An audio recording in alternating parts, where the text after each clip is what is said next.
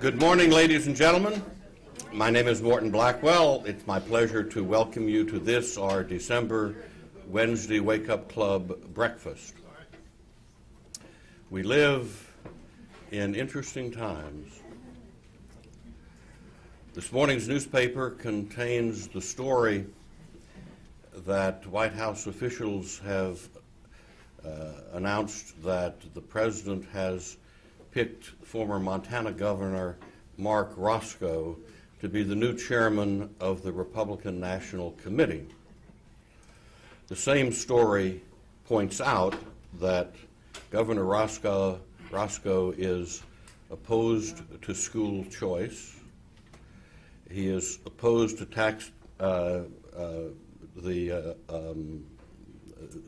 supermajorities, which have passed the provision for supermajorities for a tax increase, which has passed many states. He's opposed to right to work. He has, in many ways, done things which are contrary to conservative principles, as we understand them.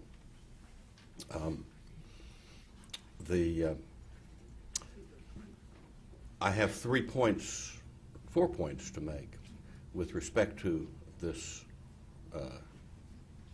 designation. With White House support, Governor Roscoe will be elected next month without opposition. Number two, had there not been a Republican in the White House designating him, Governor Roscoe would never have been elected chairman of the Republican National Committee. But the nature of things is, point three, that with White House support, James Carville could be elected chairman of the Republican National Committee, albeit with some opposition. I can assure you. And my fourth point is that the big question relating to this choice is whether or not the new chairman of the Republican National Committee is going to continue the change of focus initiated by the outgoing chairman, where the party is being shifted more away from a sole attention to air wars, that is paid advertising in campaigns, to ground war aspects of campaigning, which includes such things as voter registration, voter identification of preference, getting out the vote on election day, organization of large numbers of grassroots volunteers, etc. All of those aspects of ground wars have one thing in common: they are not commissionable to political consultants. That's why the ground wars have been de-emphasized, in my judgment, for a long period of time. And that is one of the great things that was being achieved by the incumbent chairman. Well, enough about that. So far this year, the Leadership Institute has trained 3,218 students in 128 schools. The Employment Placement Service has placed 103 job seekers. You have before you our fall 2001 and spring 2002 school schedules. I urge that you take a moment to review the calendar, which is at each place, and consider attending one of our programs or recommending to conservatives of your acquaintance that they attend one or more of our programs. My pleasure to introduce to you Ted Myers for an invocation and pledge of allegiance. Ted is the Vice President for Development here at the Institute. He came to the Institute with over 28 years of experience in planned giving, annual giving, and major gift programs. And among the organizations he has coordinated for which he has coordinated development are the American Cancer Society, National Childhood Cancer Foundation, and St. Joseph's Hospital in Florida.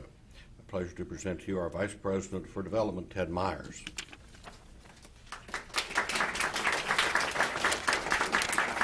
Thank you, Morton. If I could lead us in prayer. Out of despair, Father, you have helped to renew a social conscience to our nation. Father, we have asked that you help gather us here today to continue this renewal. We pray that we again see the value of teaching our children the virtue of being good citizens, to not only live for our own good, but for the good of others as well. Help the work of the Leadership Institute to continue to be a light for the students to learn these virtues. Let the values of his teachings be in our hearts and minds as we listen to our speaker, Mr. Gaffney, today. Dear Father, we deserve to see our nation restored to a godly integrity and excellence, so our children and our citizens can be proud of their nation and proud to be called citizens of it. In recognizing our duty to God and country, keep us to be mindful to pray for our nation, not only in our places of worship and our homes, but also in our daily lives. Amen. If you could stand and join me in the pledge.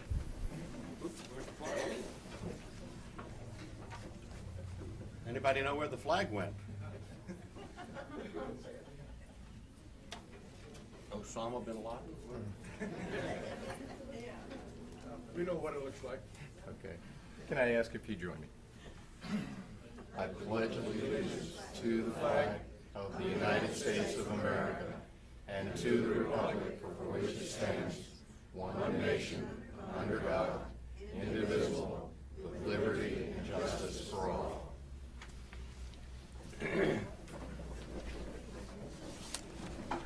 Thank you very much, Ted. We put out an all-points bulletin. Where is our flagstaff? If I had to guess, I would guess that somebody has taken it down to the fourth floor to our television studios for a prop for a taping, but that's just my first guess on that matter. Sorry it's not here.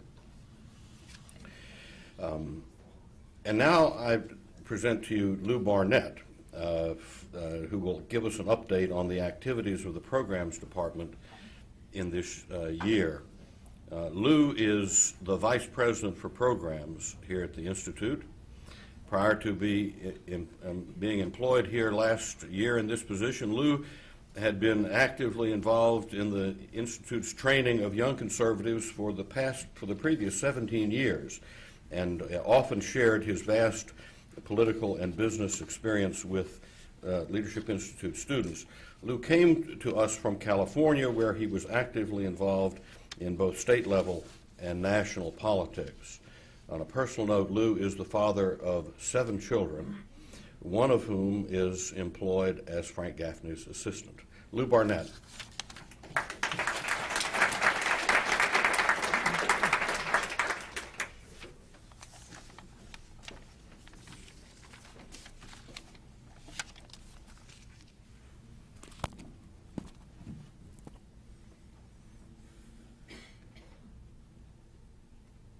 When bad men combine, the good must associate.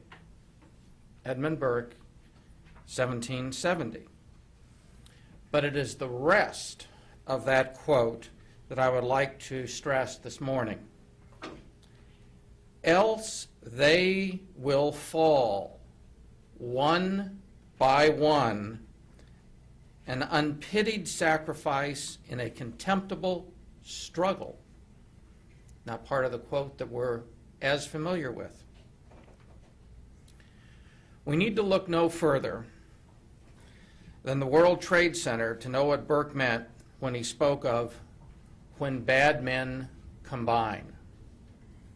But closer to home, we can look across the Potomac River and see a Department of Housing and Urban Development that neither houses nor develops the urban environment, We see a Department of Labor that prevents people from having jobs. We see a Department of Education that kills educational opportunities. I believe that the spirit of Edmund Burke is here with us today. And if you were to ask, what do you mean by associate? I believe that the spirit of Edmund Burke would respond without hesitation: recruit, train, and place conservatives in the public policy process.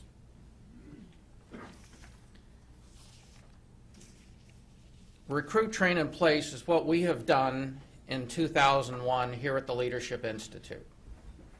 It was a year for the record books.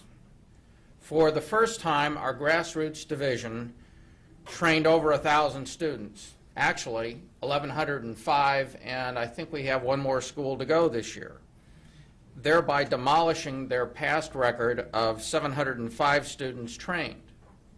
Just this year alone, 2 of those students were elected to the lower house of the state legislature here in Virginia, and 2 were elected to city councils in Florida. Our campus leadership program on the college campuses across America now total 228 active organizations, another new high.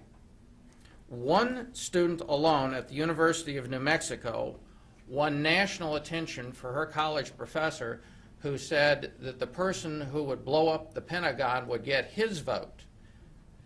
She got his apology.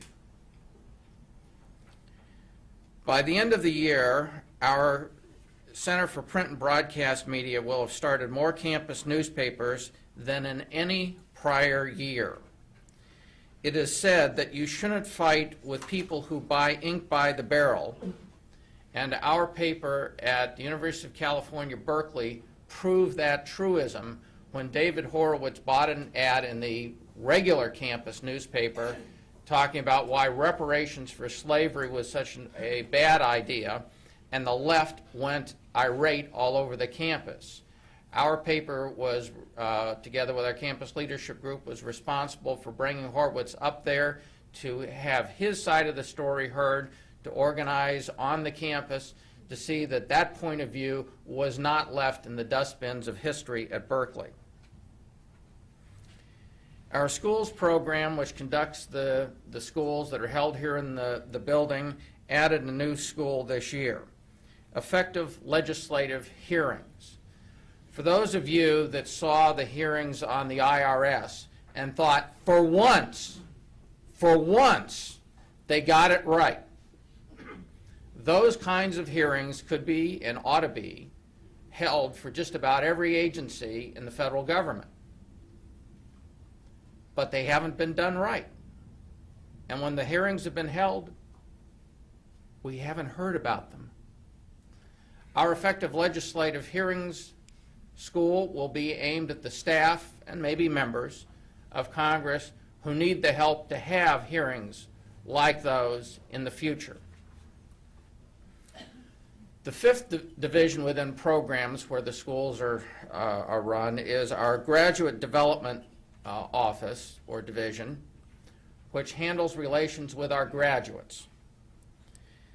Their responsibility is maintaining contact with our now over 30,000 graduates. This fall, we passed that mark when a member of a campus leadership program took a student publication school in Tennessee, and we got our 30,000 student. That magnificent landmark that we passed this fall includes, in the 30,000 number, certainly a large number of college students. But we also include in that people who are candidates or planning to be candidates for public office, and the spokespersons and theoreticians of various think tanks like Cato and the Heritage Foundation.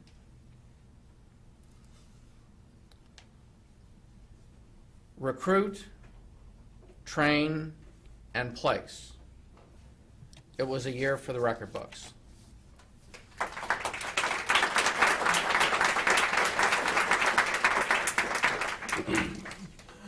Thank you, Lou. Lou has done a magnificent job for us.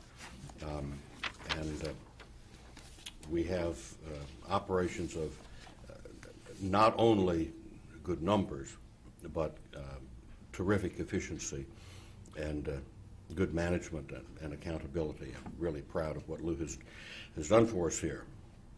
Now, to introduce our distinguished speaker, I'm going to present to you Leslie Quillen. She is the research coordinator for the development department here at the Institute. She's a former Institute intern here from the summer of the year 2000 and came on staff with us last fall as one of our school recruiters. She has recently moved across the hall to join her sister Meredith in development. Leslie will complete her college studies at George Mason University this coming spring. Leslie Quillen.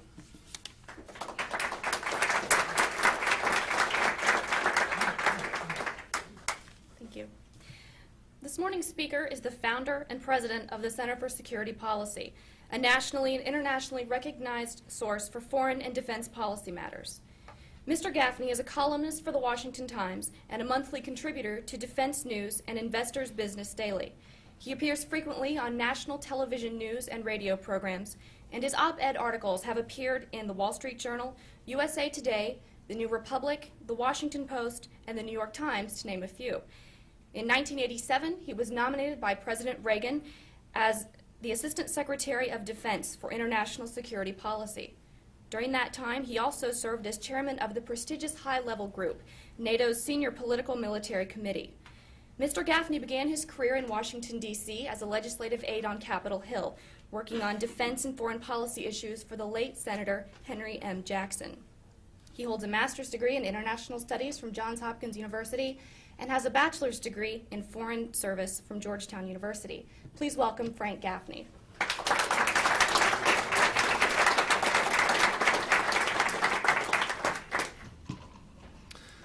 Thank you very, very much, not least for turning out at this early hour in the morning.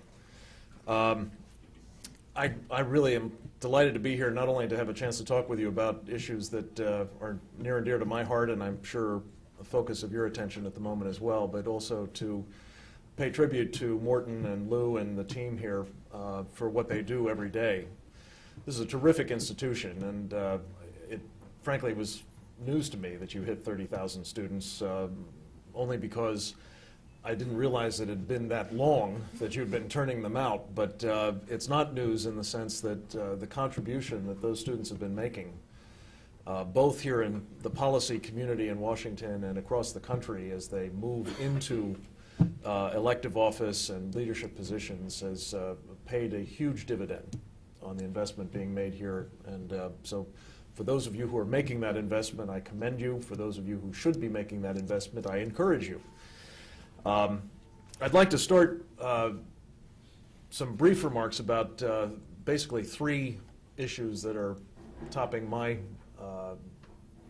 radar scope at the moment, with one of my favorite short anecdotes. I don't think it's a true story, but it should be. It involves we heard about several agencies of the United States government that are not performing up to standards. One that certainly is your Park Service, because it's come to my attention that they have served notice on people using the national parks that they may come into contact with critters that live in those parks. This might even include the Shenandoah, which is, of course, home to Morton and Helen. Specifically, bears that could, under certain circumstances, be hazardous to the health of the users of the parks. And it's not always the case, and so the Park Service has come forward with some helpful guidance as to how to use your parks in harmony with the critters that live there.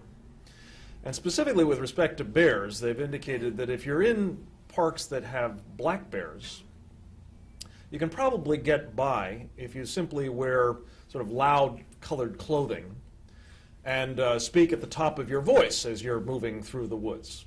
That will generally be enough to keep black bears away from you.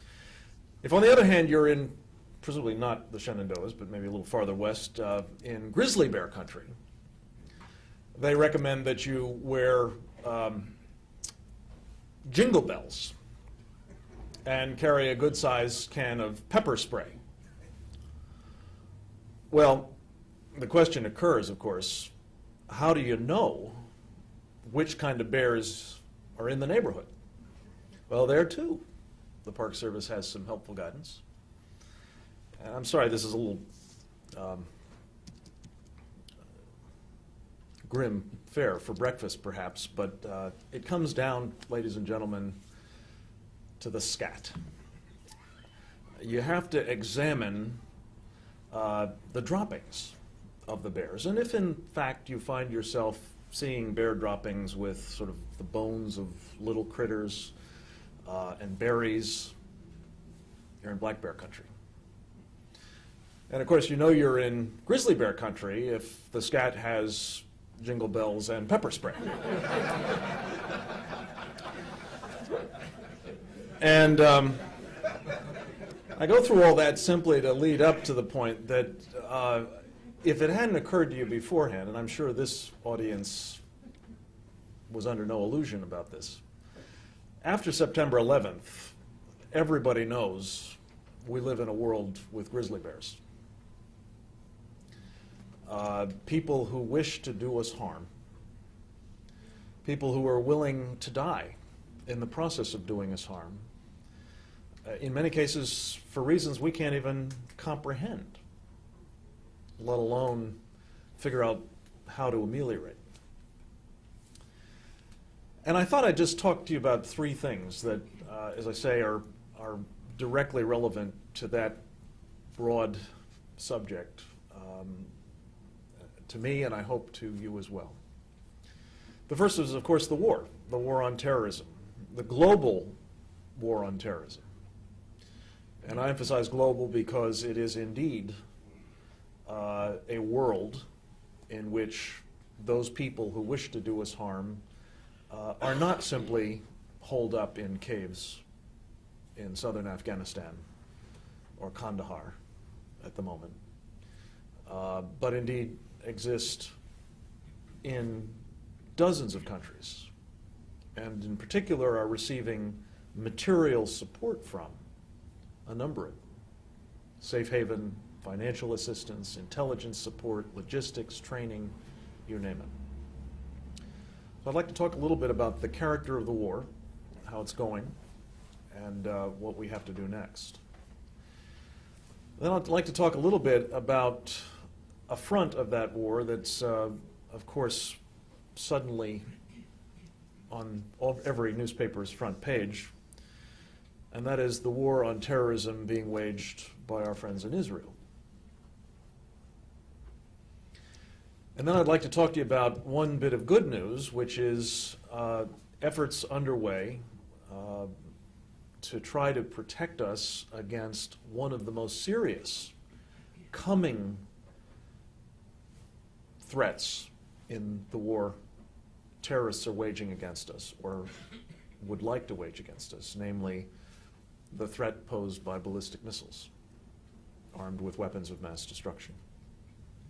So I'll move through this quickly and hopefully leave time for give and take, which is frankly the best part of this deal.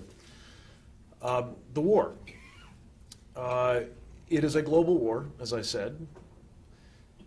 We are doing rather better, frankly, than I had thought we might at this stage of the game in Afghanistan, but it is not over.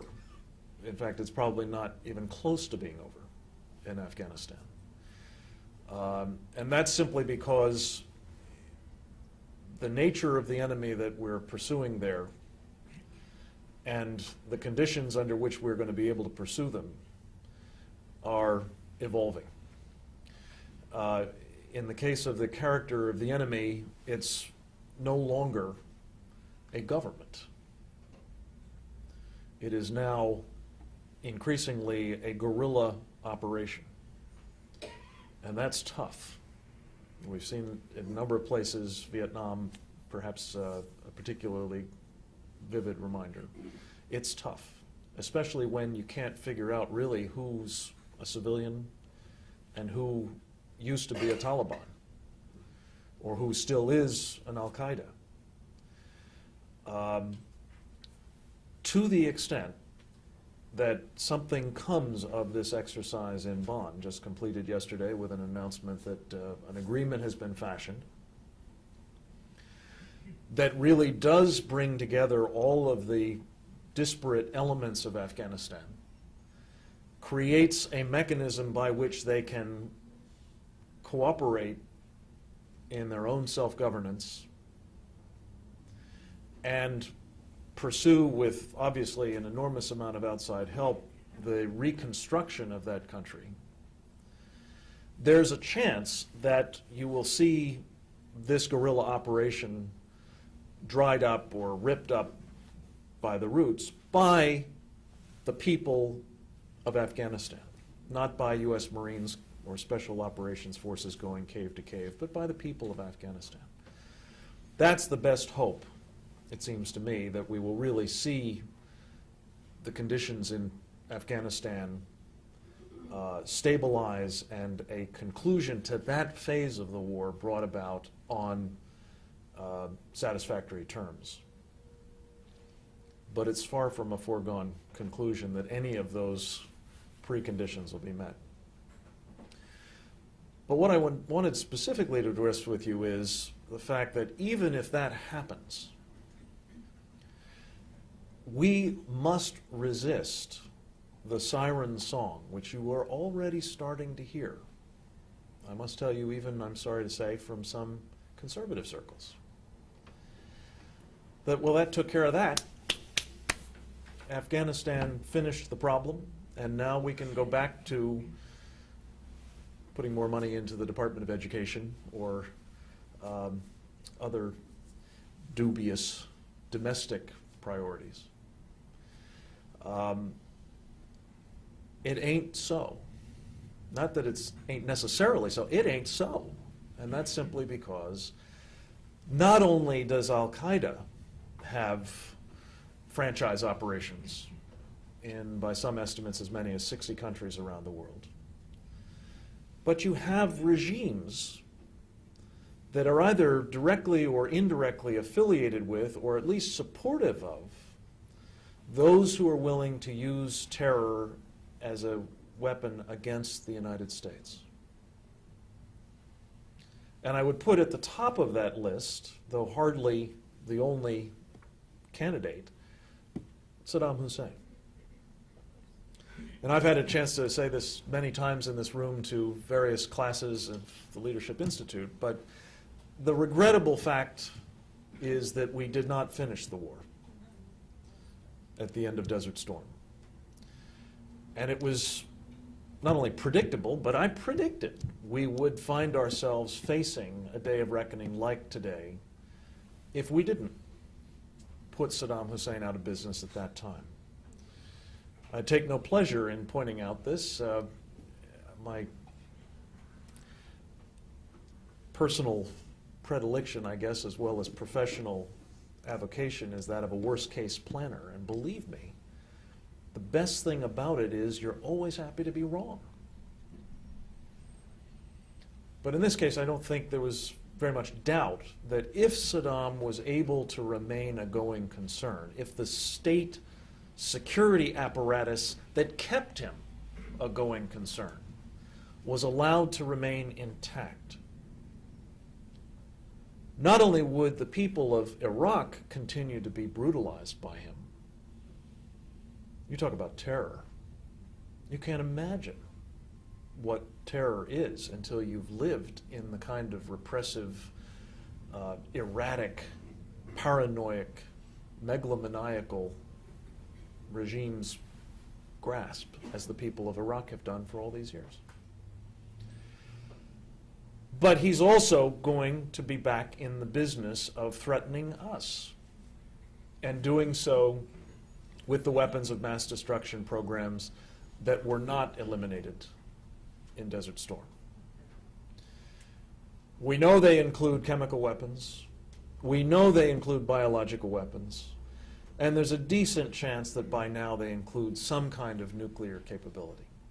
There's a lot of talk today, of course, about dirty bombs, radiological weapons.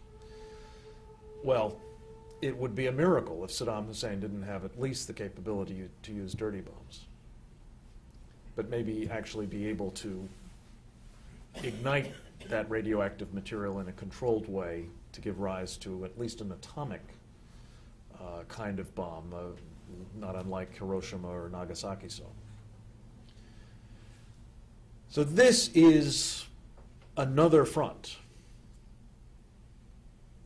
And I hope that conservatives, as well as the American people more broadly, will appreciate that we're not just spoiling for a fight. We're not just looking for somebody else to go mix it up with. This is a case of preventive war. And it is going to require action by the United States. First and foremost, ladies and gentlemen, I would argue not of a military nature, but an effort to empower the people of Iraq to help provide an alternative to Saddam's regime in the form of a provisional government led, I think, in the first instance by the Iraqi National Congress, the most broad-based, certainly the most pro-Western of the opposition groups that have emerged over the years. Help them reestablish themselves in Iraq.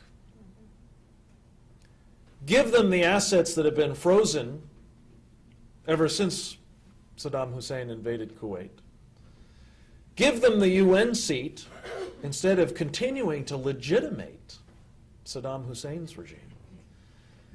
And lift the sanctions that have been imposed on Iraq all these years on those parts of Iraq that are liberated, that are under the control or come under the control of the opposition. To be sure, as we've seen in Afghanistan, American military power may prove indispensable to the people on the ground taking these steps and liberating themselves. But we certainly should be under no illusion, after what we've seen in Afghanistan, of the appetite of these people for freedom, to be liberated, and to see us as liberators. This is a very important revelation to a lot of people. It shouldn't really be a surprise, though. I could go on, if you'd like, in questions we can talk about it, but there are other places where similar kind of liberation can, and I believe must, take place if there's to be any hope of really containing the problem posed by terrorism. To say nothing, by the way, of the problem of proliferation of these weapons of mass destruction. And in particular, coming to my second category, we must appreciate the character of the problem that terror is currently posing to our friends in Israel. I don't know if everybody in this room would agree with me. I happen to believe strongly that Israel is a Western nation built on our values, rooted in the Judeo-Christian tradition, a democracy, and an outpost of freedom in a region of the world that doesn't know freedom. And frankly, to this point, has not had much interest in getting to know freedom. I believe that Israel is fighting a legitimate defensive war that is no different, either really in kind or in character, from the war that we're now fighting. And I believe, most importantly perhaps, that it has no choice but to fight this war because the people they're fighting against, and by that I mean not simply Islamic Jihad and Hezbollah and Hamas, but Yasser Arafat and the Palestinian Authority and the factions of the Palestine Liberation Organization that he runs, have made abundantly clear their purpose, their goal, their abiding ambition is the destruction of the State of Israel. You may find this hard to believe. You have, after all, been exposed, I'm sure, as we all have, to 8 years or so of indoctrination.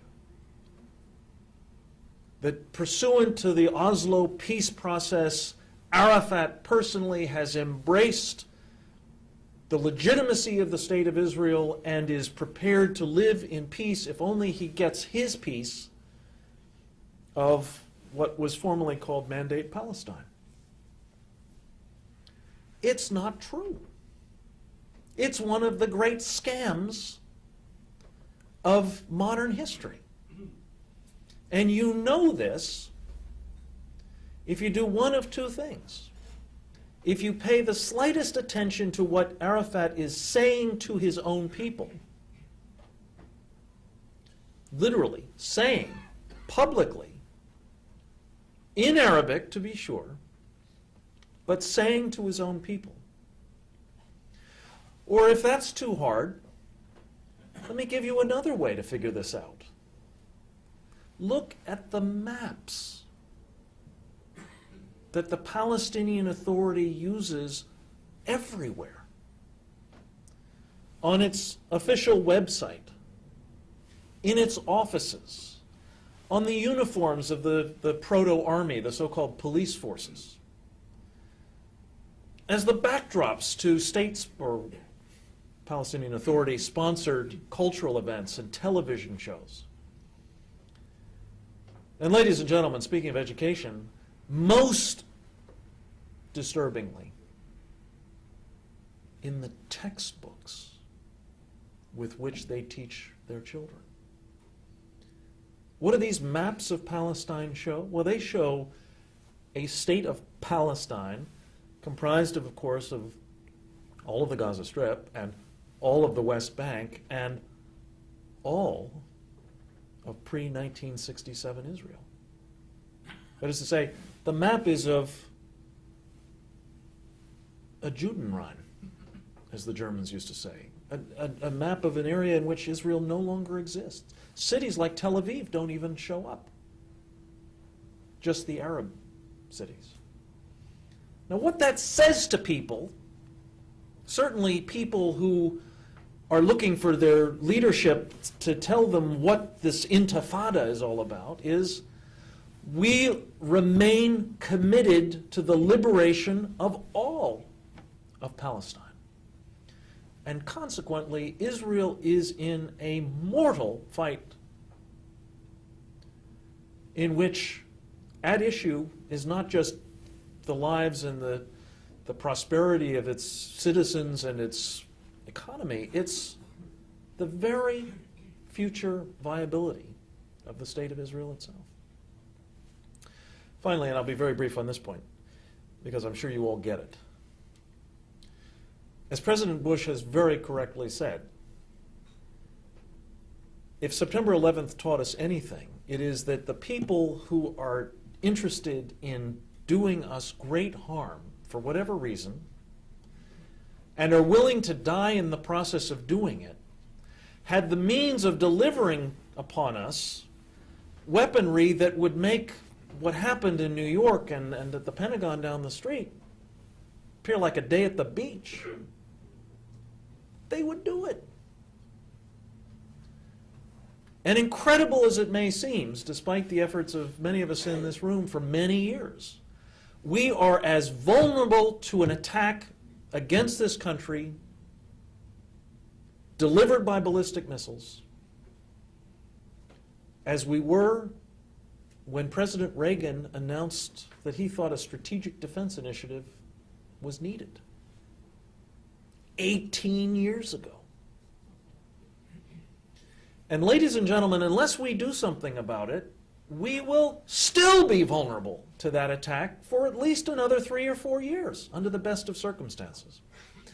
So I've taken the liberty of circulating to you a short paper that we put out yesterday in the hopes that you would join us in asking President Bush, on the heels of that wonderful third successful test of a prototype missile defense system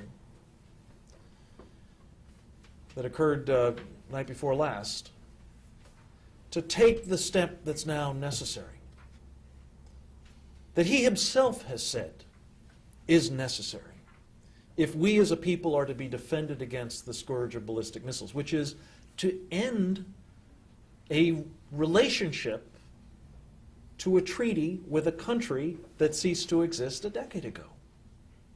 A treaty we signed in 1972 under circumstances that bear no resemblance to today's grizzly bears and strategic environment. Namely, the 1972 Anti-Ballistic Missile Treaty. The President has said this is outdated, it is obsolete, it is dangerous, and we have to move beyond it. And yet, we haven't yet. We might soon, and we have to. And with your help, I'm confident we will. But let me leave you with just a thought. Just as this war on terrorism is not going to be done soon, and probably without considerable further loss of life, I'm sorry to say, even in this country,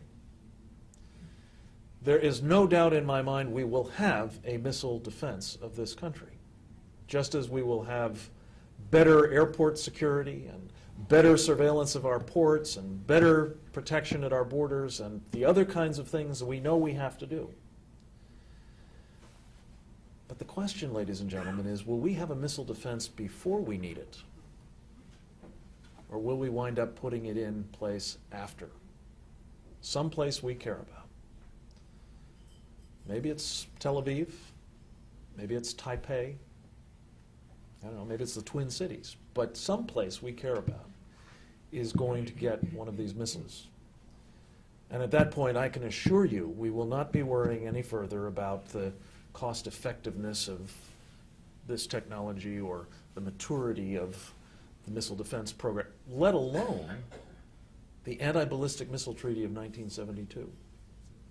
So with your help, I think we may just get this thing in place before we need it. I'd be happy in questions, which we have a few minutes for, to talk about how we could do that. Yes, sir.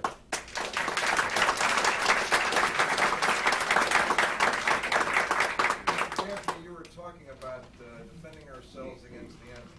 Now, we're getting reports out of Cuba that Castro has trained terrorists at the Isle of Pines for the IRA. We're also getting reports that he has sent people to train the PLO against Israel. And what should the United States, you're talking about the Middle East, Taipei, the rest part of the world, what should the United States do about Cuba and Castro? Is he still a threat? Well, it's very good. Could everybody hear the question? No. Cuba. It's basically Cuba, what do we do about Castro in this litany of places that we need to worry about? And I'm delighted with the question because it is tremendously important to appreciate that while clearly Castro personally is in his dotage, he's still a dangerous actor. And under his form of totalitarianism, there is still stuff going on in Cuba. And indeed, with his help, in much of Latin America, that represents part and parcel of this global war on terrorism. I was up at a small press conference that a couple of members of Congress had on Friday, appealing to Senator Christopher Dodd to relent and allow President Bush's nominee to become the Assistant Secretary of State for Western Hemisphere Affairs, a great American by the name of Ambassador Otto Reich, to have a hearing before the Foreign Relations Committee. Because everybody's confident that if he has a hearing and they allow it to go to a vote, he'll be confirmed. But Senator Dodd, who was on the wrong side of history a lot, but specifically during the Cold War fight for Latin America, apparently doesn't want to have a hearing that might remind people that Otto Reich, who was on President Reagan's side and did a masterful job in that area, was on the right side of history, and Chris Dodd was on the wrong one. We needed a guy like Otto Reich because he gets what's going on in Cuba. He understands, as these members of Congress pointed out, that there is a biological weapons program in Cuba, 90 miles off our shore, that Fidel is actively involved, still in trying to promote communist insurgencies in places like Colombia, with the narco-terrorists, collaborating with this new authoritarian lunatic, Hugo Chavez in Venezuela, aiding and abetting instability in Panama, which the Chinese would like to be able to run from now on. This is our backyard, ladies and gentlemen. And we absolutely have to be mindful of Fidel's continuing role in it, and his regime is one that should be high on the list of those that need to go. And the liberation of the people of Cuba, so long deferred, should be a high priority for us for the next year as well. So here, yes, sir. During the last 5 decades, we've had a certain amount of credible mutual deterrence with respect to the atomic attack. Lunev, KGB, GRU defector, who I consider phony, has been propagandizing that they have pre-positioned many atomic demolition devices in this country. Do you see any credible deterrence against the exploitation of those today? Was that question heard too?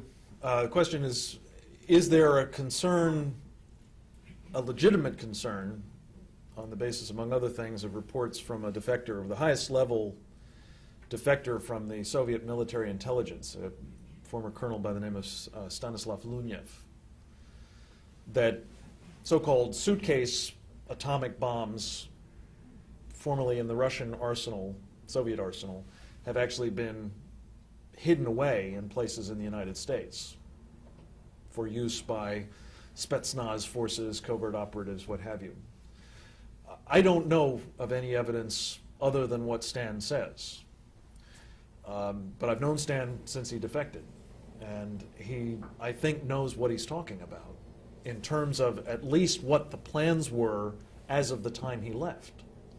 He still's got a lot of friends in the old Soviet systems there, the security apparatus there, and may still be keeping abreast of it. But I don't know of any independent evidence of it, and I don't know how you would prevent those sorts of weapons from being used in an unauthorized way. But this raises another point, which I think, particularly in the context of missile defense, we need to keep in mind too. A lot of people have said, well, we deterred the Soviet Union from ever using nuclear missiles against us. Why wouldn't we be able to deter Iraq or Iran or Libya or what have you? Bill Perry, not a man I'm given much to quoting, but every once in a while, even guys as wrong as he are get it right. When he was Secretary of Defense for Bill Clinton, he made a very important observation. He said there are some people, you might call them grizzly bears, there are some people who we may simply not be able to deter.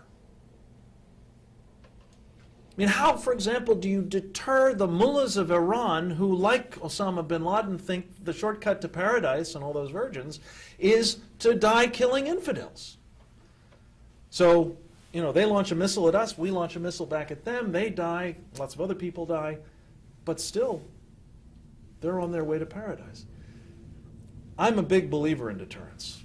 I prefer lots more deterrence rather than less deterrence. It's a very subjective business, and personally I'm frankly a little uncomfortable with President Bush's decision to dismantle, over the next 10 years, 2/3 of our nuclear arsenal. I don't know what's going to happen over the next 10 years. And I know, I've talked to Secretary Rumsfeld about this, I know he thinks, well, we can adjust our plans over the next 10 years if things happen. Well, that may be so, that may not be so. But we clearly need insurance policies. We need better intelligence. We need better surveillance, even within our own country.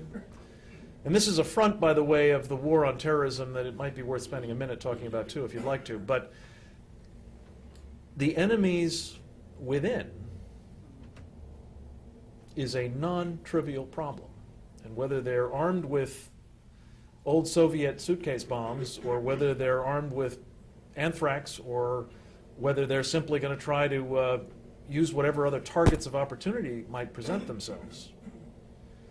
We need better capabilities to monitor and detect. And this is what's happening as Tom Ridge keeps getting up and saying, please be vigilant.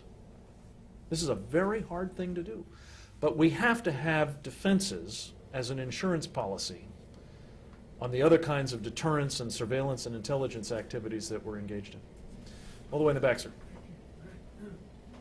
Obviously, if we're going to dismantle 2/3 of our hitting power without a defense system, it's reckless. When I interviewed Ambassador Cooper in April, he was Reagan's head of missile defense. Now he is in favor of a relatively thin defense, which would be sea-based. What would you suggest?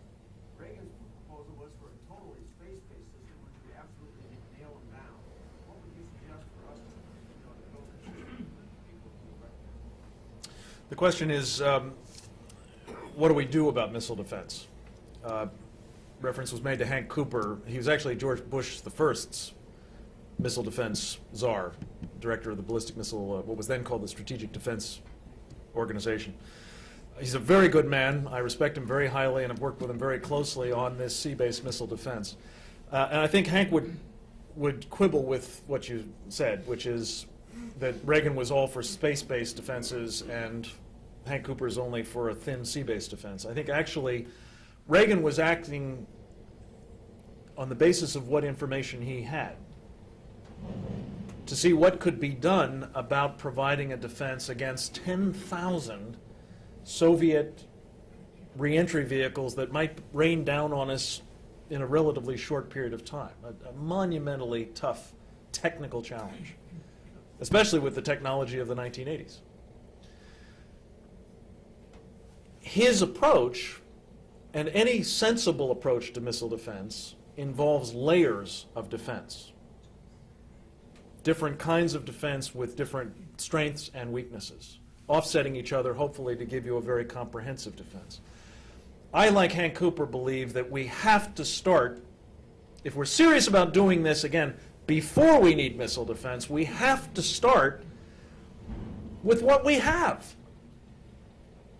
This is what, people in emergencies, militaries throughout recorded history have always done.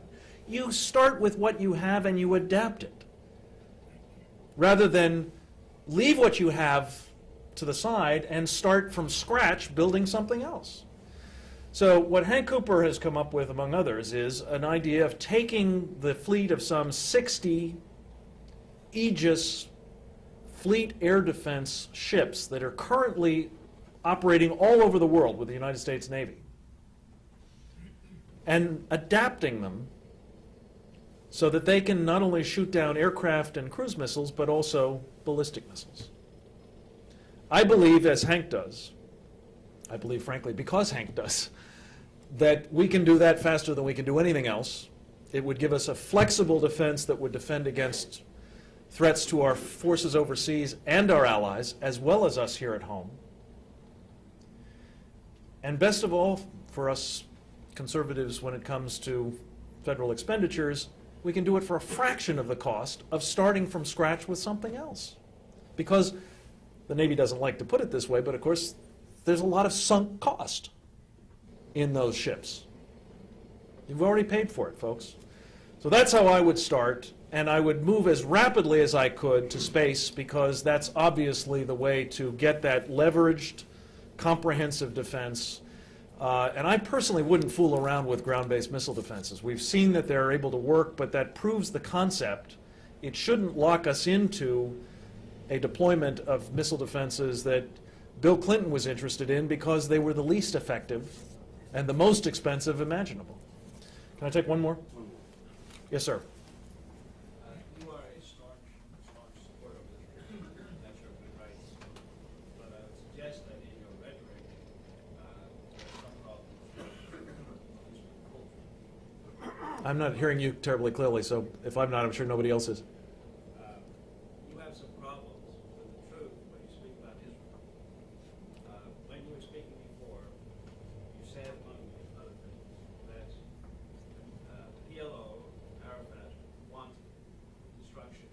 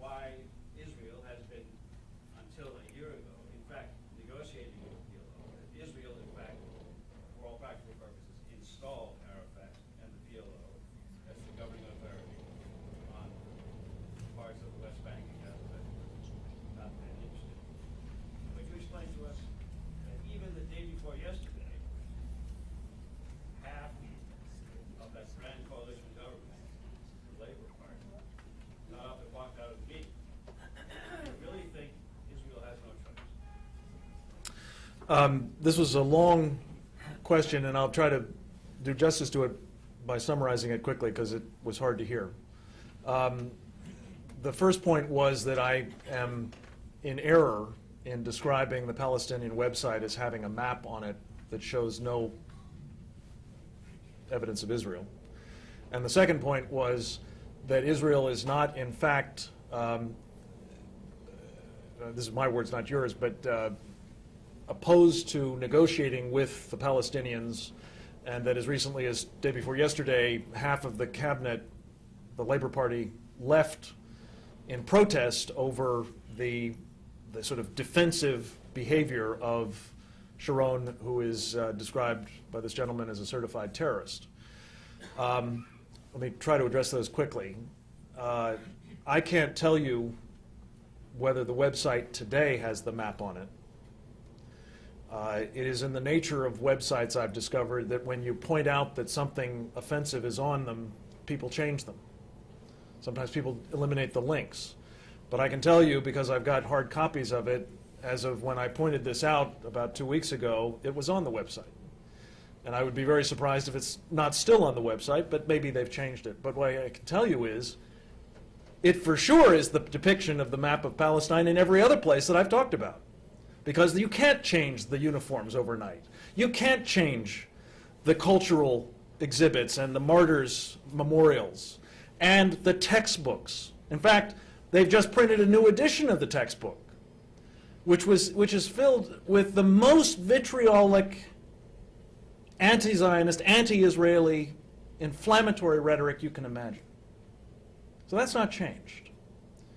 And I would venture to guess that if you asked Yasser Arafat to denounce the map that he uses in his office to describe Palestine, he would not do it. He cannot do it, because that's his compact with his people, and that's what they expect him to deliver. And that is certainly what they know they're going to get from Islamic Jihad and Hamas and I think the Fatah faction and so on. Anyway, we can debate this point. I mention it only because I think it is a symbolic manifestation of a policy that is very troubling. And for people who aren't sophisticated about the ways of the Middle East, it's a way of understanding what's really going on here. Now, as to why Israel thought it could get peace with the Palestinians, I would say they are not the first, and certainly will not be the last, to succumb to what Samuel Johnson once called the triumph of hope over experience. By the way, he used that to define the phenomenon of second marriages, not arms control. But it happens to apply to peace processes and arms control with people who don't respect their word or the law. In fact, one of the things that you find repeated in Arafat's statements in Arabic is, don't believe what I'm doing. It's not really what it seems. Just as the Prophet Muhammad used sophistry and false peace treaties to overcome his enemies after he had become relatively strong when he had previously been relatively weak. That's what I'm doing here too. And in 1974, ladies and gentlemen, the Palestine Liberation Organization, Yasser Arafat's organization, expressly adopted what they call the phased plan. Phase one was to get Israel to give them territory through whatever means. And phase two was to use that territory to destroy Israel, to liberate the rest of it. That has not been renounced. To the contrary, on the eve of the signing of the Oslo Agreement, on the White House lawn, Yasser Arafat is on record with Jordanian television telling him, I'm sticking with the phased plan. This is about the phased plan. Now, we may not want to see this. We may think that it is in our interest to tell the Israelis, sorry, you just have to suck it up, folks. Your war on terrorism is not our war on terrorism. We need you to make concessions and make this peace because it's important to us to maintain our coalition and so on. But ladies and gentlemen, we will be betraying the only reliable friend we have in the Middle East right now if we do so. There's some who believe we will be betraying, the biblical foundation for Christianity.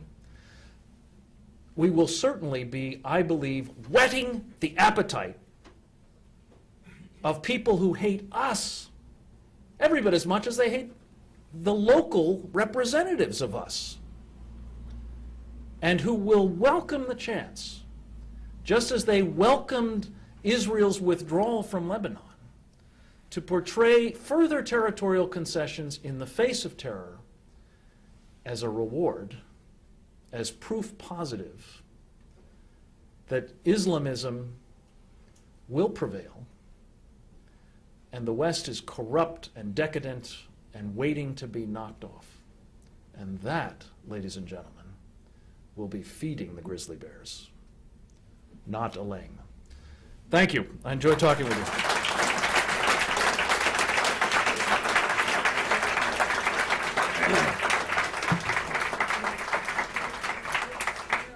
Frank, thank you very much. You are truly an expert on these matters, and I appreciate your coming and addressing us. As a little token of our appreciation, my pleasure to present to you a Leadership Institute Adam Smith tie. Thank you. Our newest model there. Please join us on Wednesday, January 9th for our next Wednesday Make a Plug breakfast. Our speaker will be Mr. Ken Connor, who is president of the Family Research Council, a large and increasingly effective organization. Guests who would like a tour now of the Leadership Institute building should join Anne-Marie Mullen up here at the podium, and she will give you a fine tour, and I look forward to seeing those who are doing the tour, again, as she takes them through wherever I may happen to be, because I'll be across the building this morning. Thank you all very much, and God bless.